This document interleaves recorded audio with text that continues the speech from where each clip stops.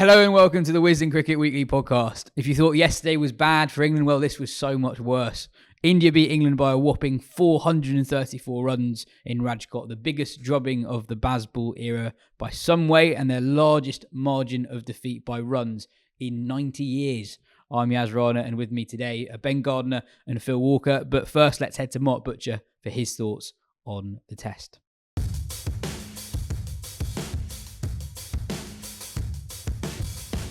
Butch, the knives are out in some quarters. A former teammate of yours has said Bazball has been exposed. How do you see it? It's a huge defeat for England, but it's a game that they're in up until the halfway point. Yeah, I'm a bit surprised actually that the backlash has been quite so strong over the last couple of days. Only when you put it into context of what happens to every visiting team going to India, pretty much, that whether it's on the raging Bunsons or whether it's on better surfaces as the ones we've seen in the last two games.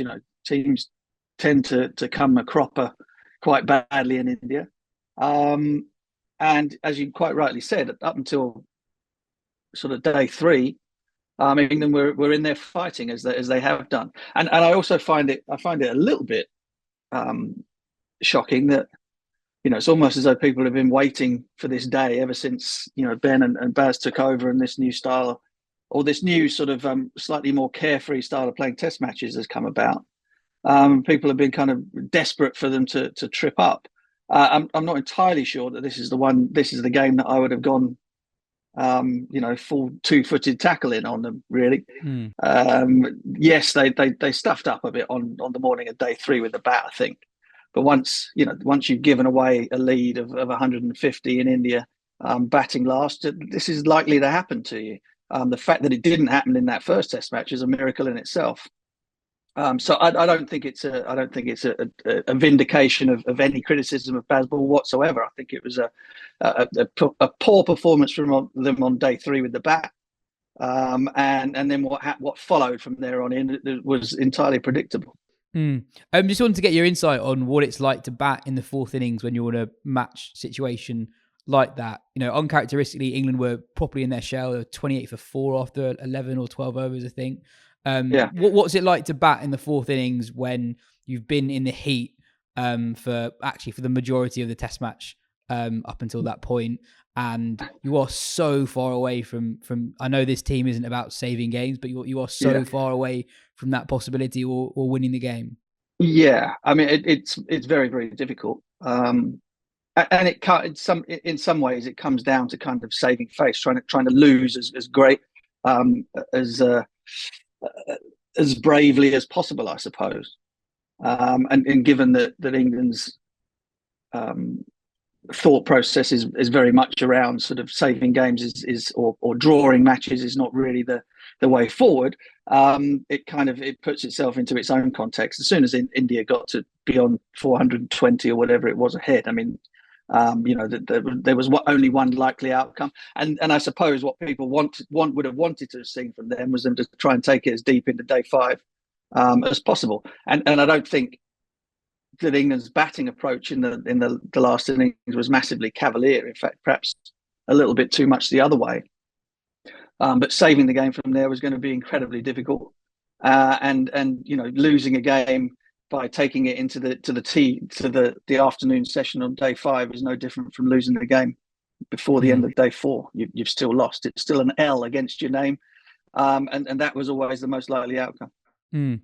I see what you're saying in terms of how this result isn't necessarily a vindication for those who've criticised Bazball, but nevertheless, this is a big test for this regime in terms of how they come back from this result. It's the biggest defeat by some distance. Do you think they need to show some flexibility in how they go about things? They sort of resort to trusting players' instincts, but they haven't been able to put on the huge first inning scores that you need to get to challenge this India side, and especially with these pitches that have been produced. We thought before the series that there'd probably be more turn earlier in the test than we've seen so far, but actually there've been 3 very good cricket pitches so far. Yeah, I think so. I mean, look, I think it's testament to to the way that England fought back and won the first one, that the pitches have been quite as good as they have been in the second and third. India realizing that kind of you take a little bit of a punt on the toss if the pitches are going to rag square from ball one.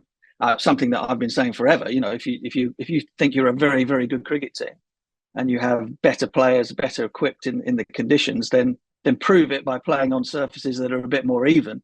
And India proved it in this Test match that they are a very, very good side.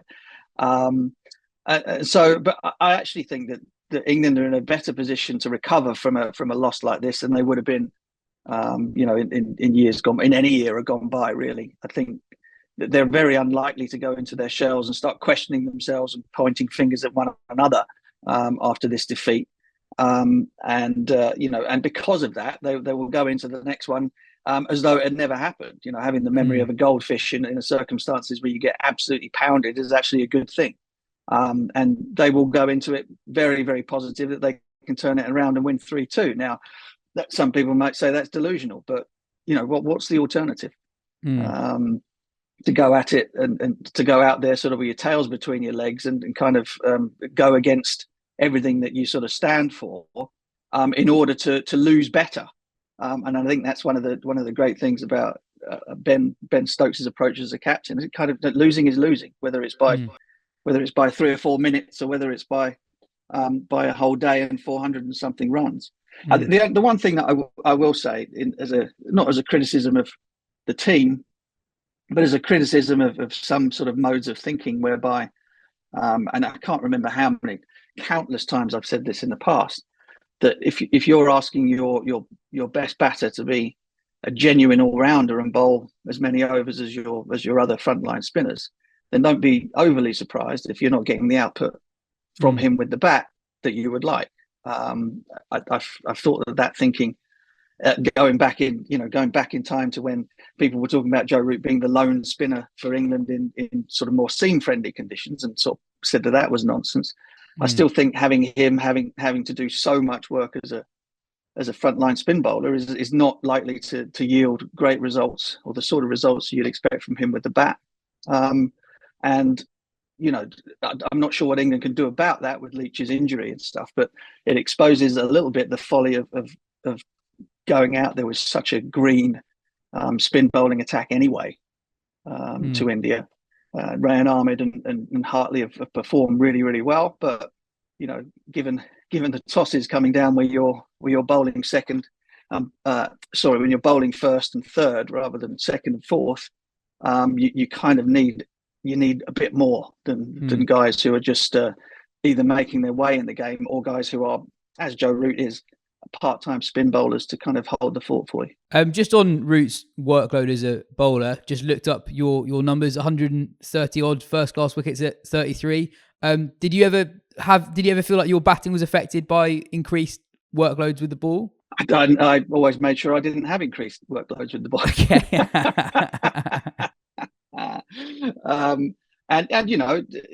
I don't think I was ever in a situation on a tour of the subcontinent where people were expecting me to score double hundreds in turning conditions as they are Joe Root. I don't think I was ever that important to the batting lineup that my doing a bit of extra bowling was going to cause the team much of a problem.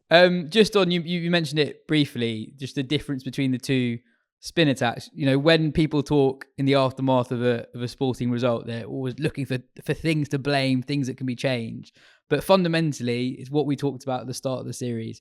There is a world between the two spin bowling attacks, especially with Jack Leach gone.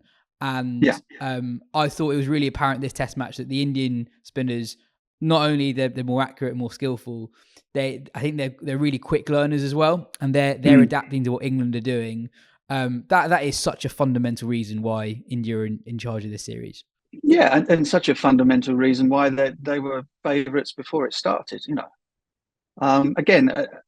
I think it's really important to reiterate this point that all those who are going to jump on England's back and about their approach and all the rest of it over the course of this Test match in particular, I'm kind of forgetting the fact that this is a team that shouldn't be living with India at all in these conditions at home, and so the expectation of winning a Test match series in India, even with the best side that you could put out, is one that is kind of, it's not a forlorn hope, but it's a real hope over any form of expectation. And what we've seen play out over the course of this last 4 days is pretty much what you would expect, given a normal run of things. That India get a lead in the first innings, they go about making huge runs when the pitch is still relatively decent in the second, and they put you out of the game.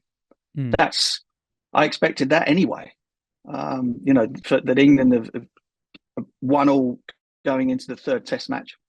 And still, there will still be a concern in the back of the minds of India that the toss comes down the other way, England score big runs in a first innings, that they could with their positive approach can actually upset India at home. Is still absolutely there. It'll be in the back of their minds. For England, however, things have to go perfectly.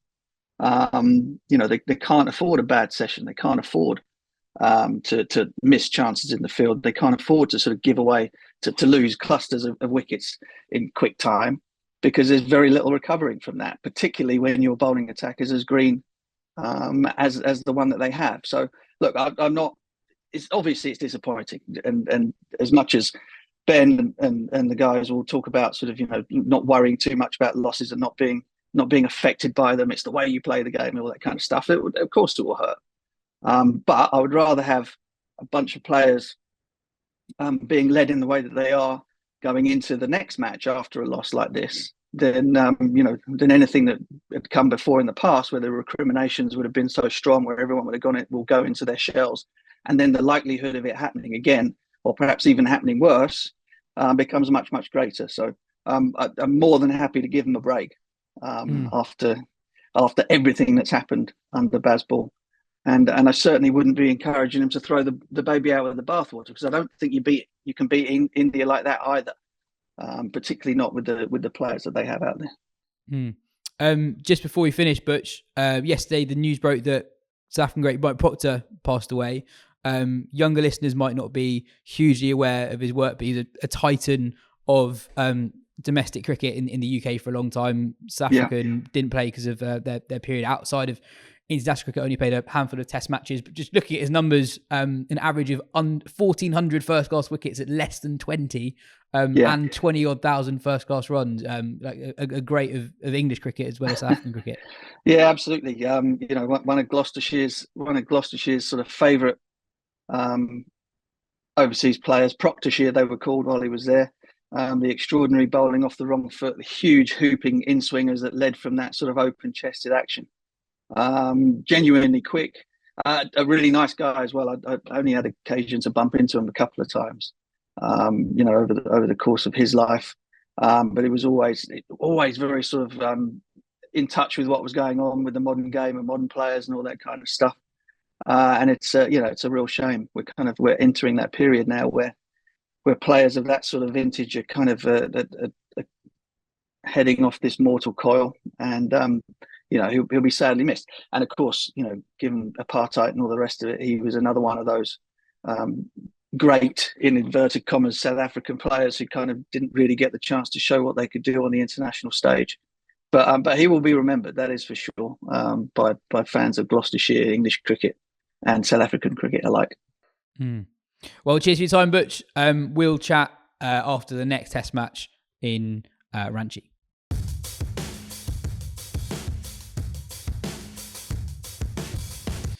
As always, there's a spike in correspondence following an England defeat. And as always, some belters have been sent in. Remember, you can always get in touch at podcast@wisden.com. James wrote in to say, at the start of the series, nobody on the pod or in cricket generally was saying that England could win this series. So the question is, what is better?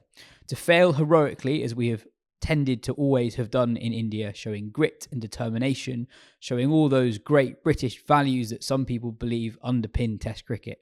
Or is it better to try something different and show adventure by taking risks that most will criticise, as it has yet to be seen before? The reaction to England's batting on day 3 reminds me of Morgan's reaction a few years ago when England failed to bat out the overs in a 50-over game. Morgan stuck to his guns that day because he didn't want a single bit of doubt to creep into his players. He recognised that clarity of mind was the most important thing for his team. That ODI team went on to lose quite a few matches, including some hammerings, but they also won an awful lot and did it in a style not seen before. Could England have batted more sensibly on day 3 and ground India into the dirt? Possibly. But then again, who is to say that Bumrah with an older ball wouldn't have ripped through England? As Duckett explained, getting caught at slip, nicking one, still leads to the same result as being caught reverse scooping someone to slip. The mindset of this England team, whether people like it or not, will not change. You cannot go into something without doubts over how you should approach a task. People have praised the upturn in form for Crawley, Duckett, Pope and Bairstow, yet the reason for this upturn is that the clarity they now have in their role and approach. In an ideal world of robot players who don't need to try to clear their minds of the soaring heat, tactical decision-making within a split second and a world-class bowler, launching a ball at you at speed, yes, you would say they would have the ability to be as good a judge as the bloke sat on his couch in his slippers with a cup of tea about how you need to vary your approach depending on the situation. I've woken up to England collapses abroad for the last 20 years, and there is something reassuring to know that at least for the next couple of years, there'll be some unbelievable times between those inevitable collapses. Phil, what do you reckon? What do I reckon? To that email, fabulous, brilliantly done by James Moulder. To have that kind of clarity of thought on a Sunday morning, it's well beyond me, I'll tell you that. And more generally about England and how they went about it in this game. Look, when they fall hard, and this will be right up there. You know, Lawrence and Nick Holt need to write another chapter, I think, to their Bazball piece, because this is absolutely kind of consistent, right, with their philosophy. If you live on the edge, as they do, every week, then there are going to be times when you fall off and fall into the margins and collapse and fall far and fall hard. And this is what's happened here. Is it an issue of approach? Not really, for me. Is it an issue of actually carrying out the right decisions for the right moment? Definitely. There's some lamentable moments throughout this match, especially with the bat, no doubt about it. And one or two really, really good players with very, very good records might need to reflect on what got them where they are and wonder if they really do need to play so far outside of their box. But look, while it's painful, while it's ugly, and while this will go into the annals, 400 and whatever it is run defeat, considering where India were on the first morning, considering where England were on the second evening, is a spectacular collapse. But should we start tearing up the blueprint and all of that? When you look at Stokes' record, what's happened is that Stokes' win ratio has now just dropped a little bit nearer to Mike Brearley's, but it's still higher than Mike Brearley's. So from England's perspective, Stokes has won 60% of the cricket matches that he's been in charge of. No one else has ever got to those numbers who have ever done the job for any length of time. So that's the context to this shocker. The context is that Stokes is still statistically the most successful England captain that we've had. Nonetheless, it would be unsettling to think that their attitude, their laissez-faire approach to life, will not be at least giving them pause for thought tonight and tomorrow and in the next couple of days about how they can go about trying to wrench themselves back into this series, because they're not 480 odd runs worse than this India side, especially when India don't have their full 11 out anyway.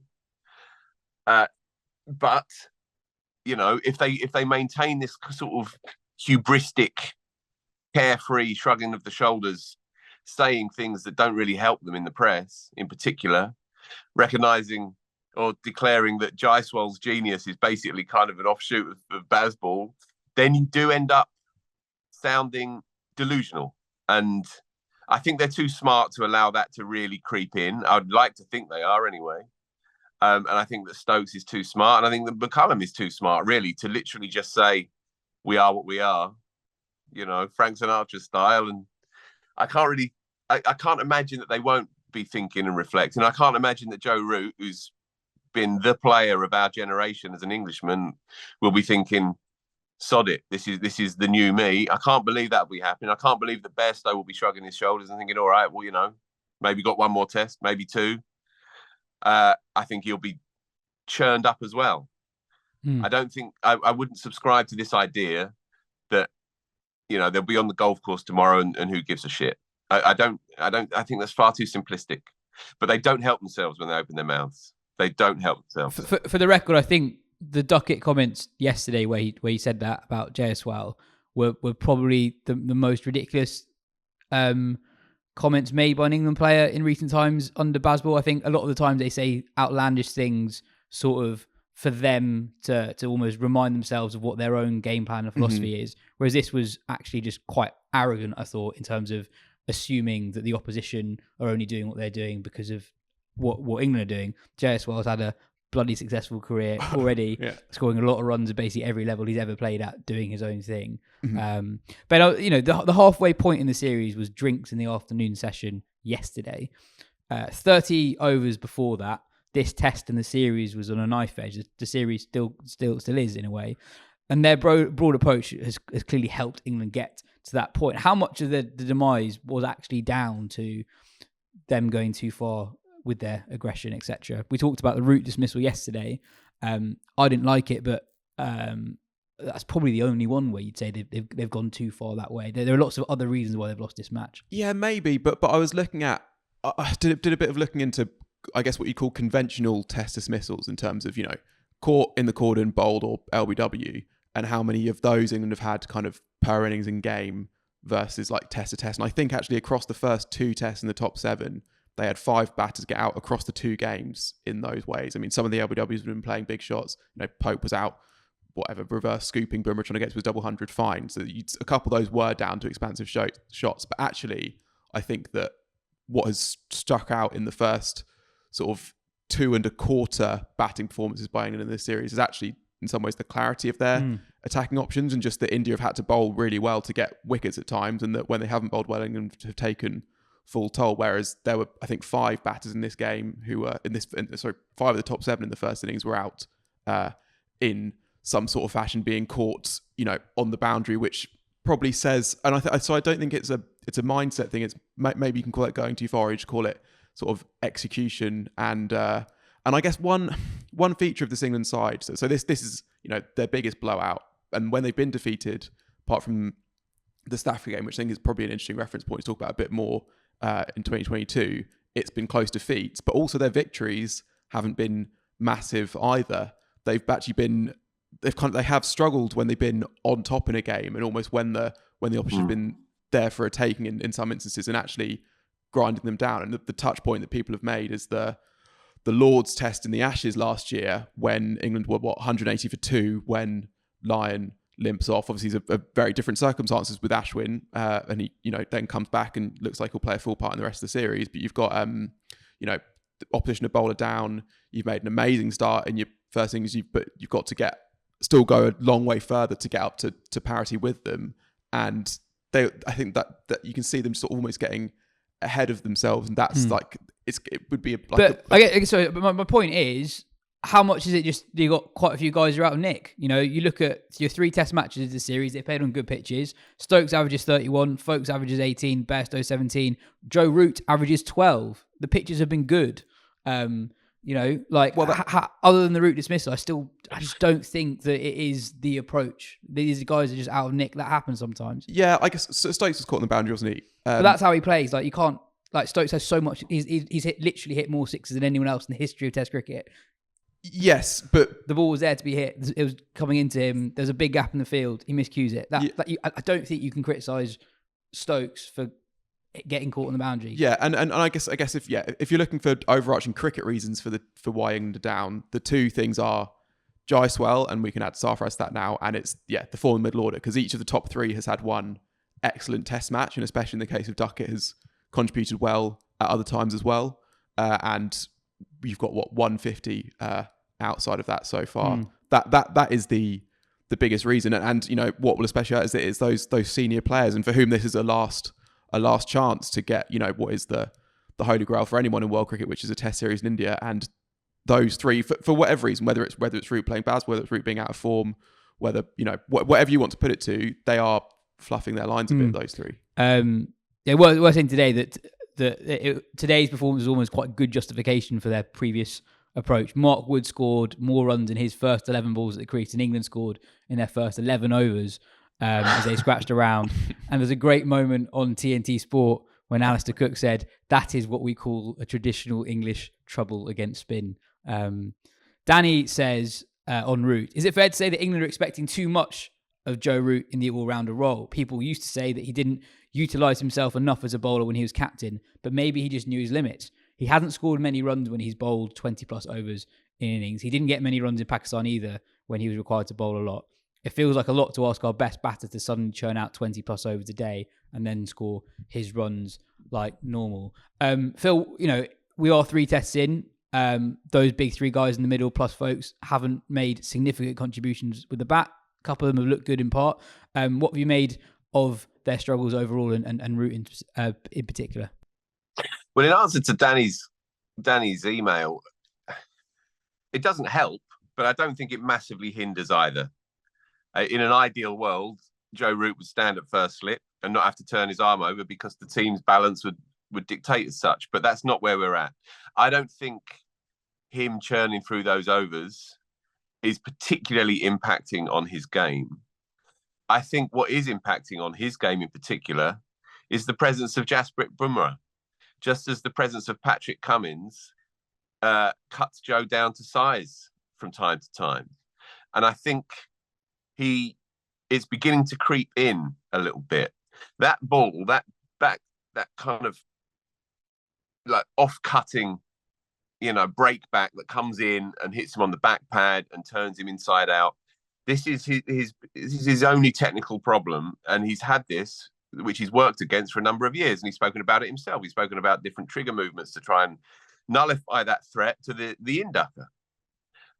This is what you're seeing again, and there's no better bowler in the world, obviously, at executing that than Bumrah, and it comes in late and it comes in hard, especially with an older ball in those middle overs. I think the regrettable thing about his shot, for me, is that he was trying to demonstrate a kind of supremacy over a bowler that is too good to be dismissed like that, disrespected like that, disregarded. You can do that against a medium pacer, by all means, when you're a few not out and you're seeing it clearly and the sun is shining and all the rest of it. But that decision at that particular point, playing a shot that is unquestionably and statistically borne out to be it's a low percentage dangerous shot. We know the numbers. We know the numbers. Thank you. Sorry, thank you for saying that, because a lot of people have sort of justified it by saying Root's got really good numbers playing that shot. Well, he's only played like 20 times. You know, like he now averages getting out to it 1 in 12 balls. You're Joe Root. You shouldn't be getting out doing anything once every 12 balls. Sorry. Yeah. So that's worth pointing out. And then when you think that you're doing it against the best bowler in the world, and you're doing it in the first 45 minutes of the day with the game on a knife edge, and you got 2 slips, again, if the field was spread, then there's a little bit more logic to it, sure. But it spoke to me of a garbled mind, really, that he was trying to find a way to think outside of the box facing Bumrah. And if you are Bumrah, not only are you celebrating that wicket, but you're also celebrating the fact that you've won the battle. You've won the mental battle over Joe at this particular point. There is a more overarching thing about Joe's game and how he's sought to evolve it. When you are so technically sound, do you particularly need to? Well, I would say constantly be pushing the line. I don't have an issue with that necessarily. I just think, as Ben sort of alluded to earlier, the execution of it, the timing of it was off, and he's not in good enough form to get away with it. So it spoke to me of a garbled mind and trying to figure out a way to deal with this bowler who's got the wood on him. Bairstow is a streaky player.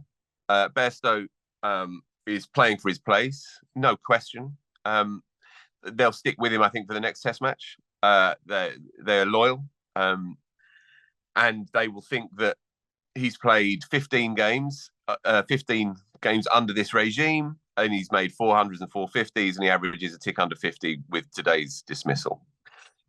He's numbers-wise, he's in credit. From the start of the Ashes, after the injury, he averages, it was 32 before today, so it's probably now come down to 29, 30. He had an in and out Ashes with the bat, and he's had a stinker so far in this series. This is what you've always had with Johnny Bairstow. Johnny Bairstow is a feast or famine kind of batter. Again, you can wonder about some of the approaches, some of the shot selections. It had a whiff of Ahmedabad for me, getting out twice.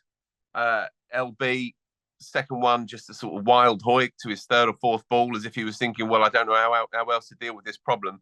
And again, that transmits itself to the other side. But, how many times have we also been here when we've said, Bairstow's got a week to save his test career, and he turns out and he plays one of those, fuck you innings. I hate everybody and everyone hates me, and I'm going to go out there and whack a runnable 100. He will play the next game, and I think he probably should play the next game. But problematic. And Ben Foakes is another one. Sorry, this is a long answer. In fairness, I did ask you.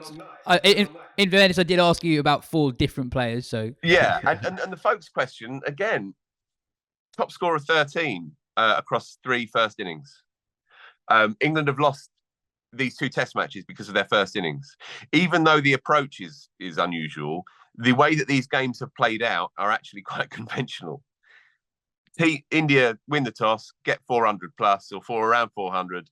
And then you have to get parity and turn it into a 1-innings game, and England have failed to do that in the last 2 games. They've been in good positions in both, and they've collapsed. It's not on Foakes, who's a marvellous wicketkeeper most of the time. But I'm not sure how much they fancy him as a batter. Let's be honest here. Let's be honest. They've not played him in certain games when you thought that he would be playing. They didn't pick him over the summer, rightly or wrongly, perhaps wrongly. Bairstow certainly didn't pull up any trees with the gloves and was a problem with the gloves for the first couple of Test matches at least. But Foakes, while he is nuggety, resilient, an admirable cricketer, I don't think they particularly fancy him as a batter, and he needs a score because there's one thing about English cricket. We produce good, solid, medium pacers and keeper bats by the bucket load.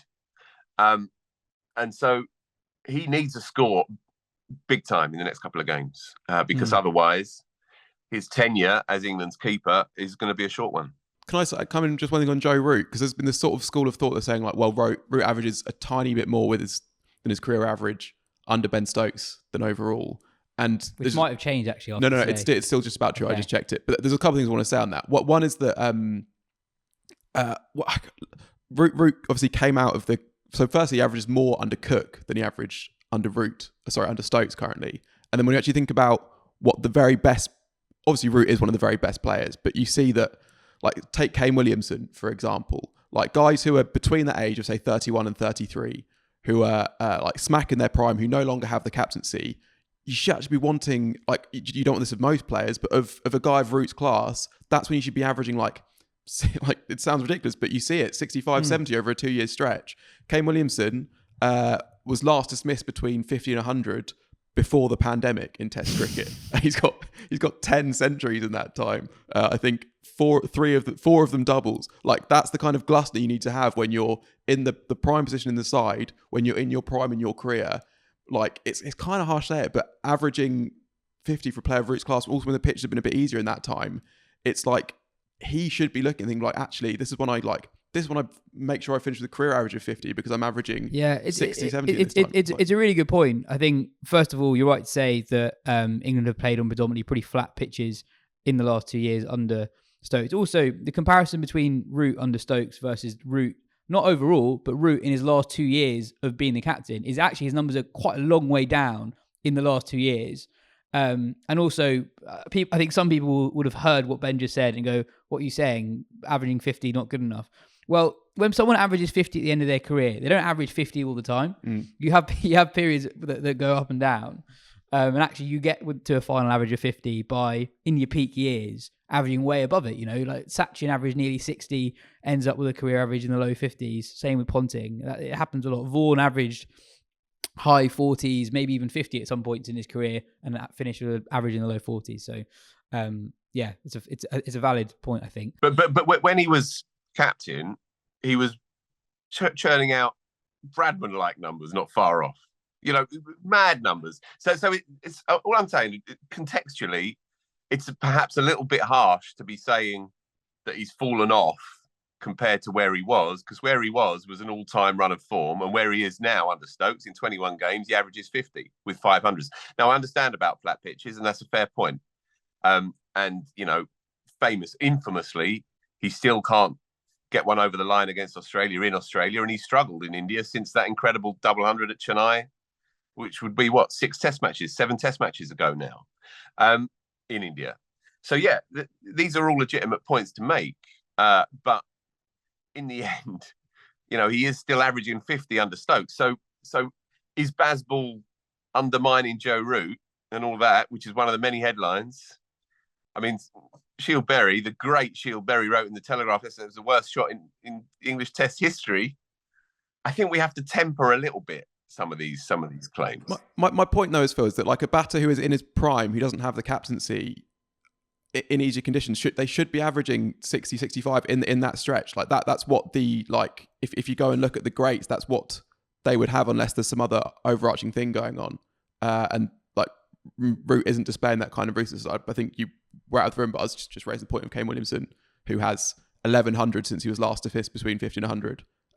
And like it's obviously ridiculous because 50 is good. We know that 50 is the good number, but and for other players you don't expect more, but for Root we should expect more because he is that good, and it is a slight diminishment of what he is capable of, I think.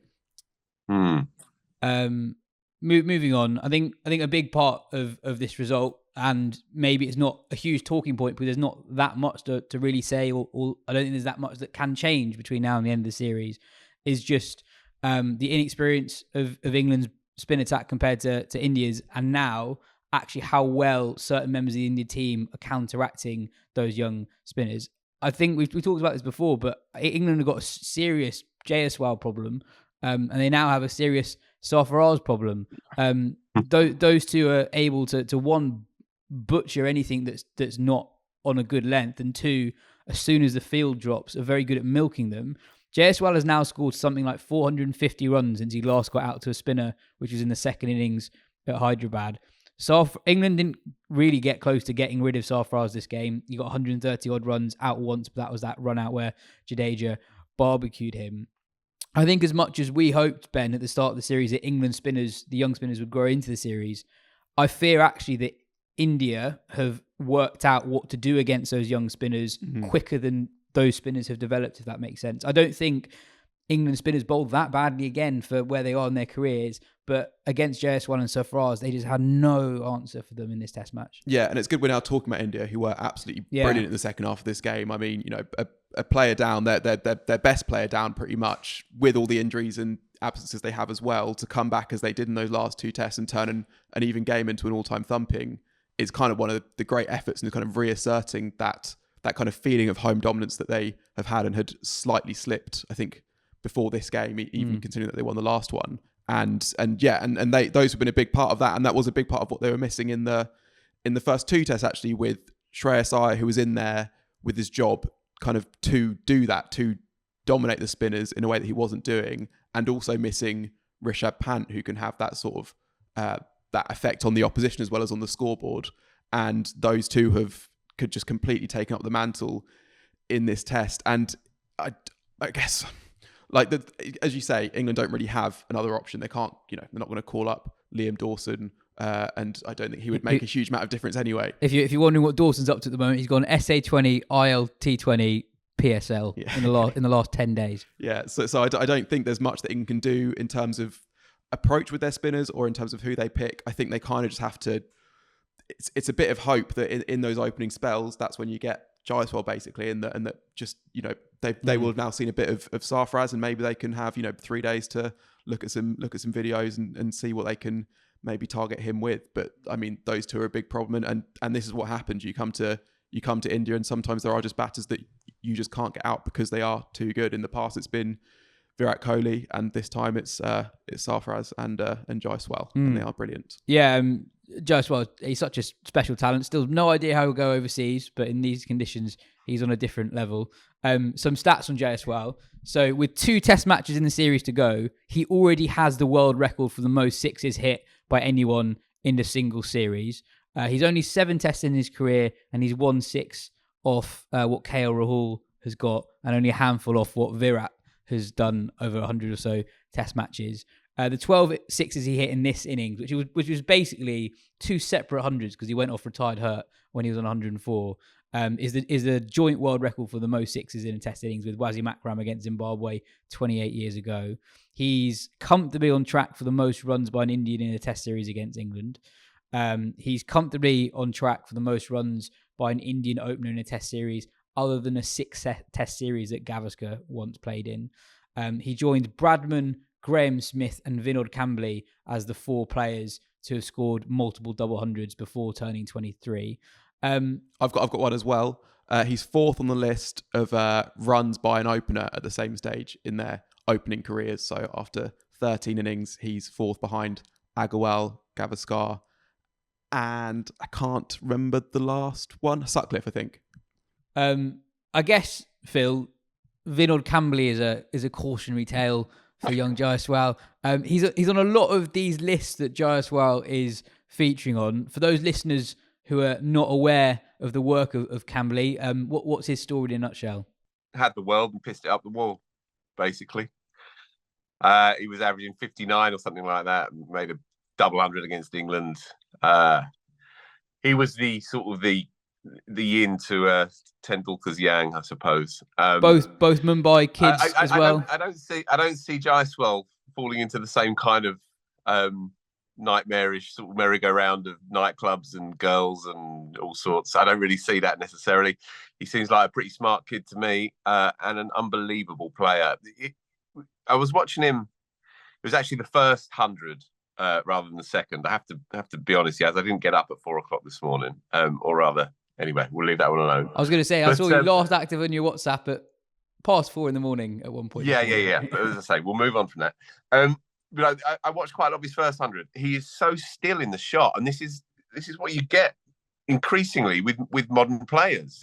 We sort of went through this era of trigger movements and exaggerated back and across and so on, and he is now part of this new breed of player where he just sort of stands stock still.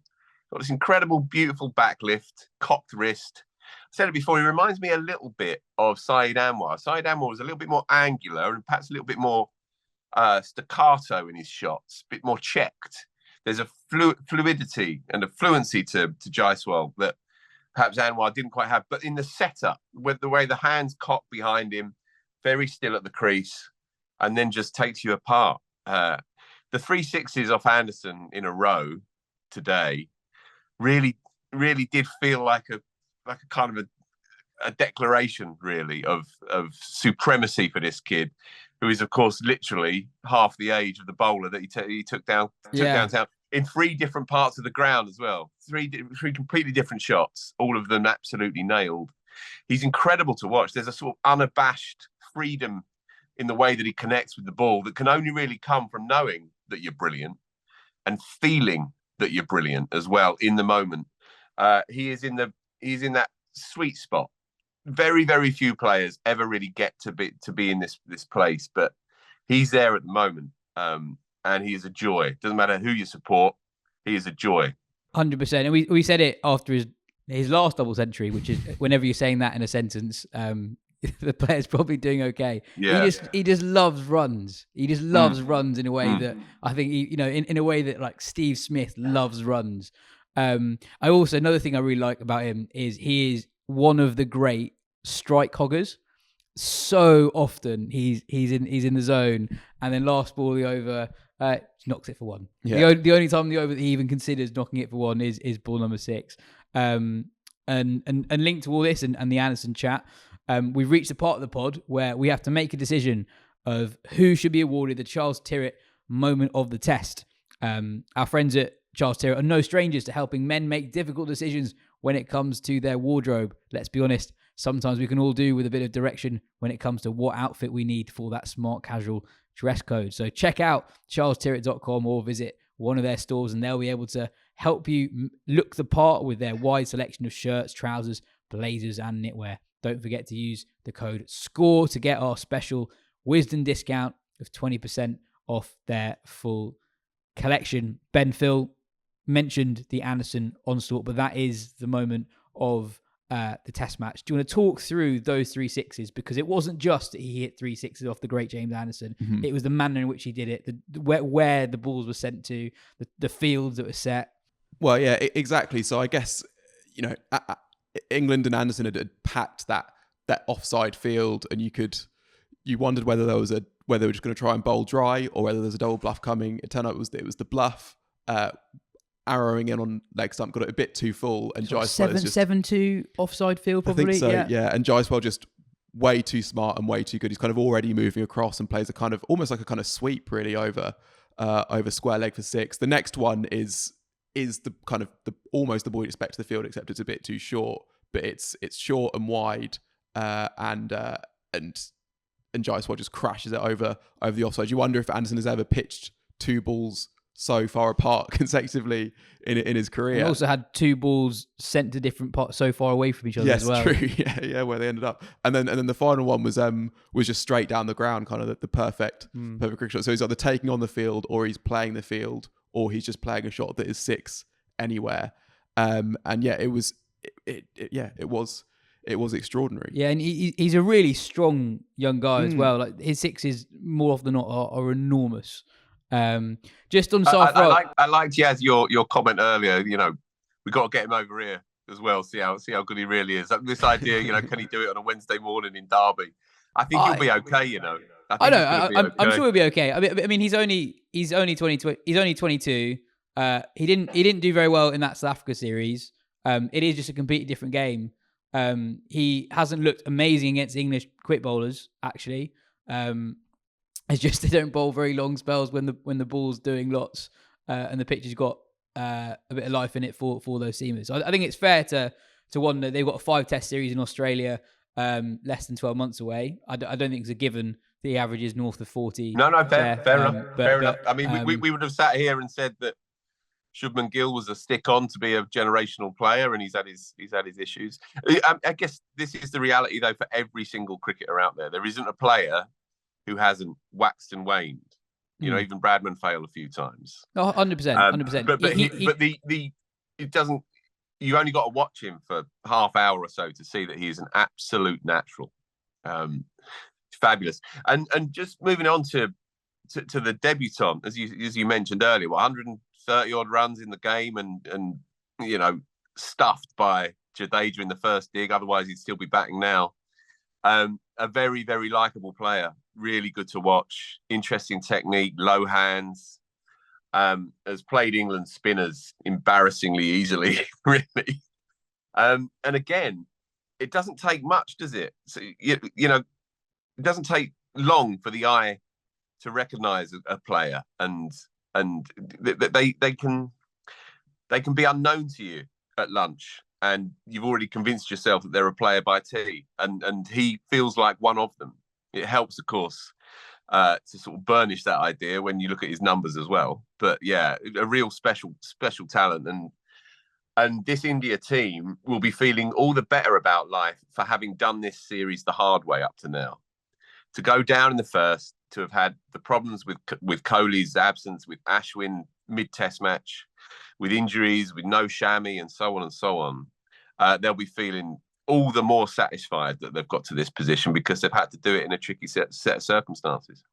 Yeah, Sarfaraz is fast becoming one of my favourite players. There was a moment today which I loved. So just on him and Jaiswal, so they're teammates at Mumbai. Mm-hmm. And in the history of first-class cricket, with a cut-off of 2,000 runs, they have the 2nd and 4th highest first-class averages of all time. So Jaiswal averages 77. So he is literally the best since Bradman in first-class cricket.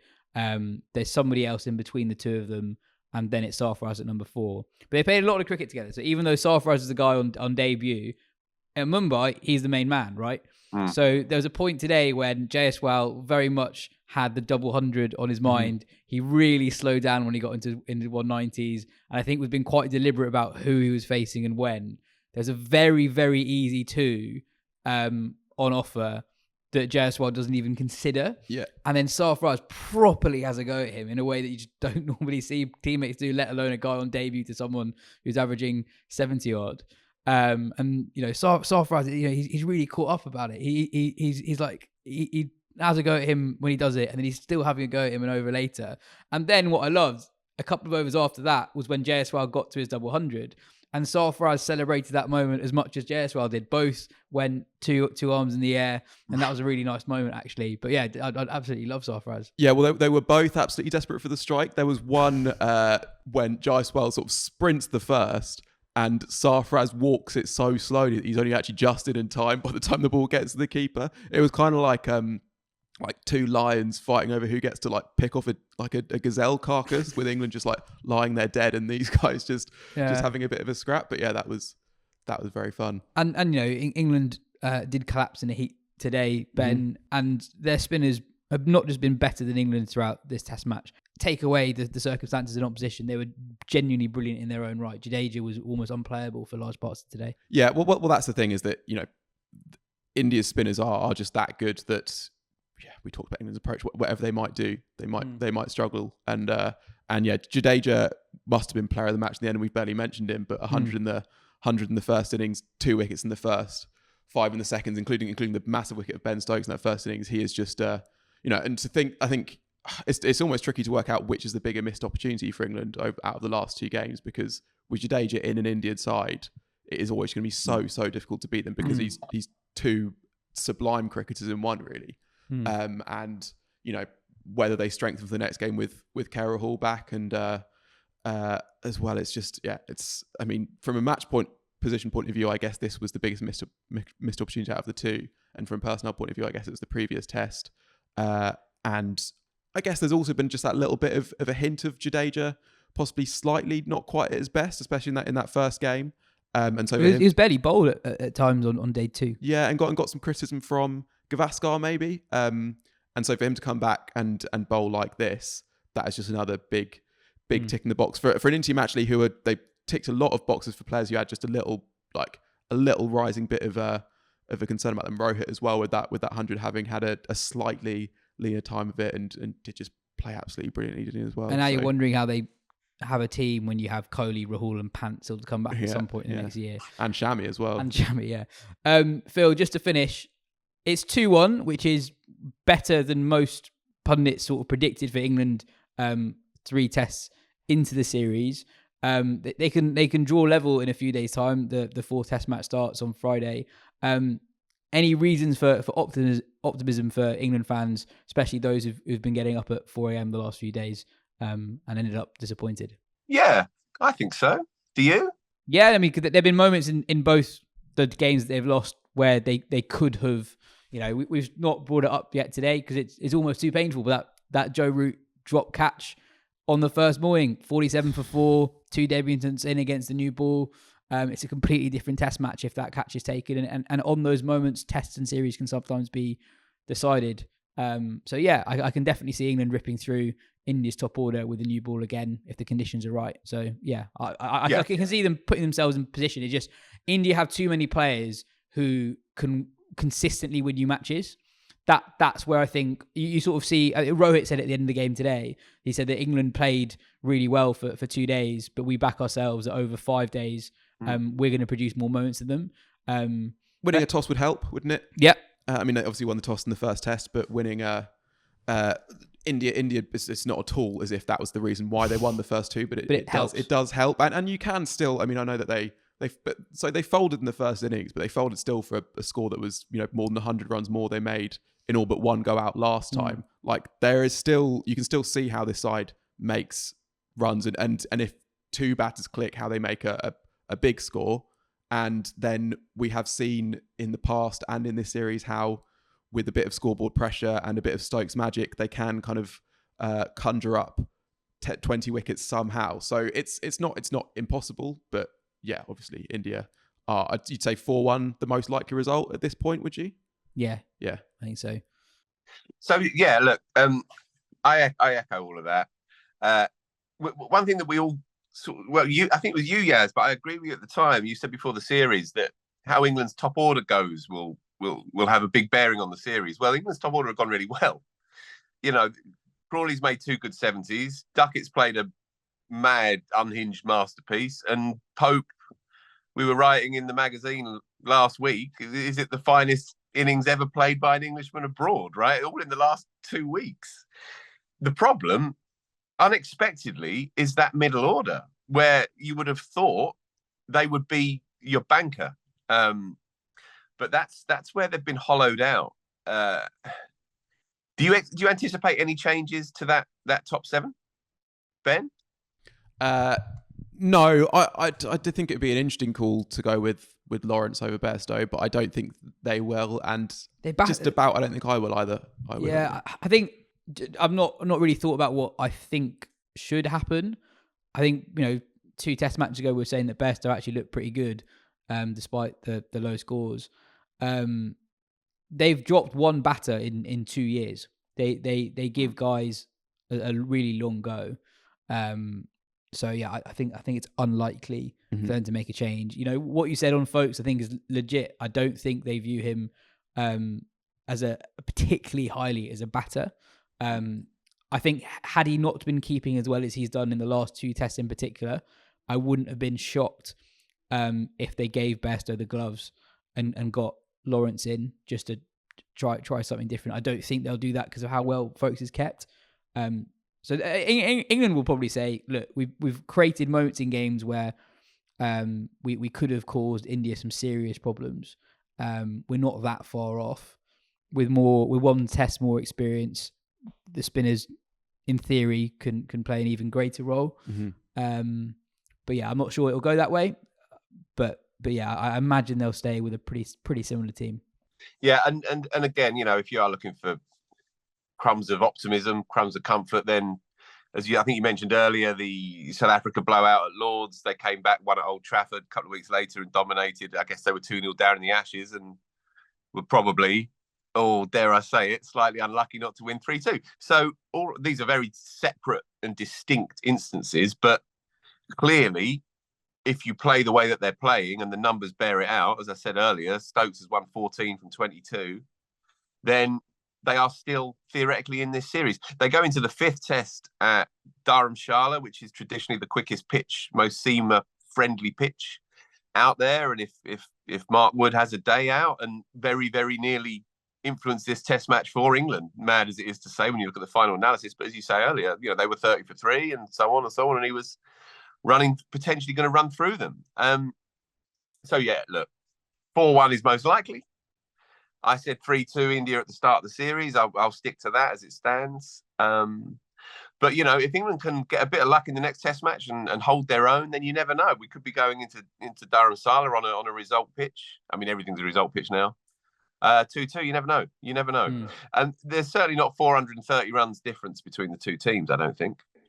I guess the big test is them believing that themselves to an extent. I mean, they have created so much self-belief under Ben Stokes that they are better set to do that than they have been in the past when we've seen how tours of India sort of, crumble and decay and that sort of thing.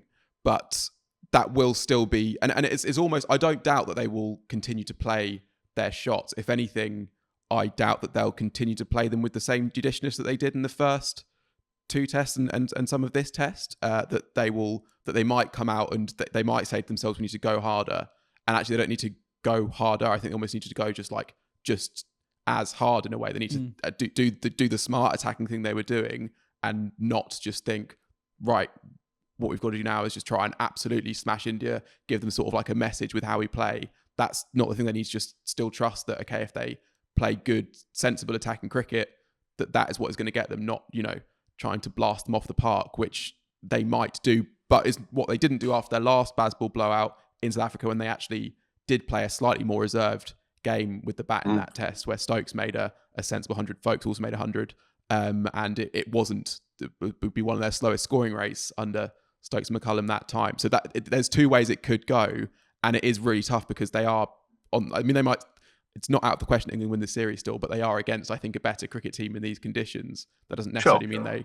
And so that's that's almost the first time that's been true, really, that they have just come up against a team who are better than them in the conditions that they're facing them in. And that is the challenge: is how do they, if their best might not be good enough, do they just go F it and start swinging from the hip, or can they still find that faith in the method which has brought them success so far?